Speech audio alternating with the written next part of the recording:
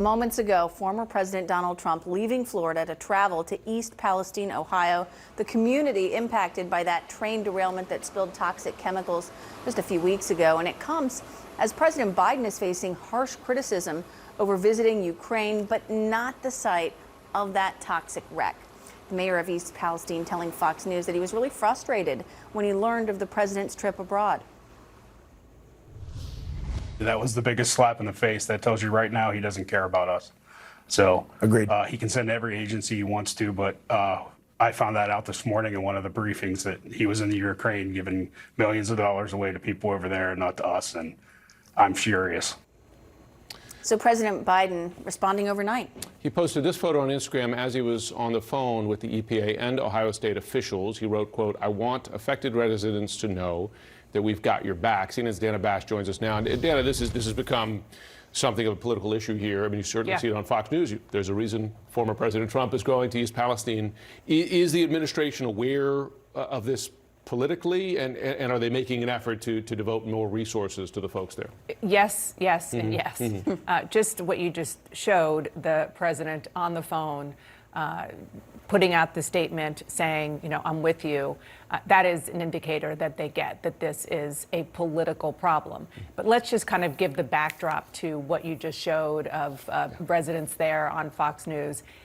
The fact that the former president is going, this is Trump country. Yeah. It doesn't, by the way, it doesn't matter. The entire country is Biden country because he is the current president.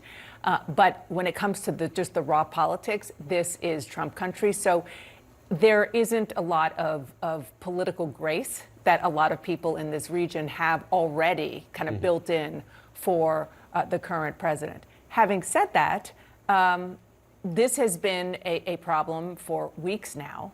And yes, the administration has sent the EPA administrator, Pete Buttigieg, the transportation secretary, has been out there, but it's not the president.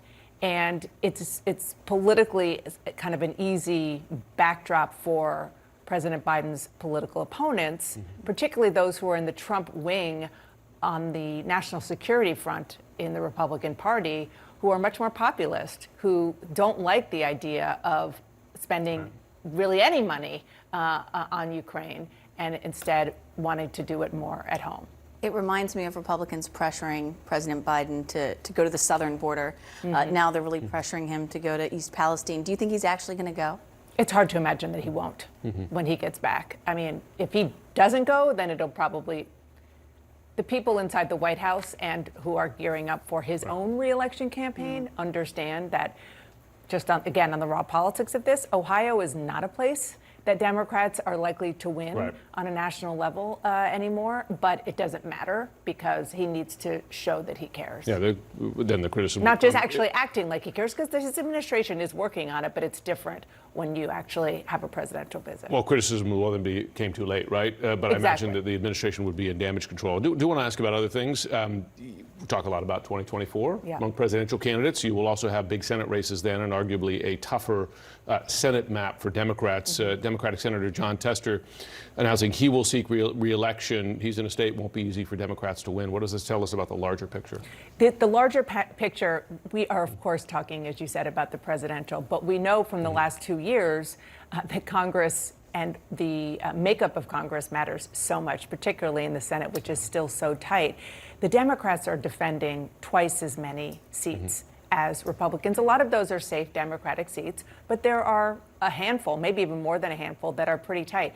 This is good news for national Democrats that Jon Tester does want to stay, because Montana is so red, and he is one of the few Democrats who still has name ID, sort of brand ID, and can do well among traditionally Republican voting electorates.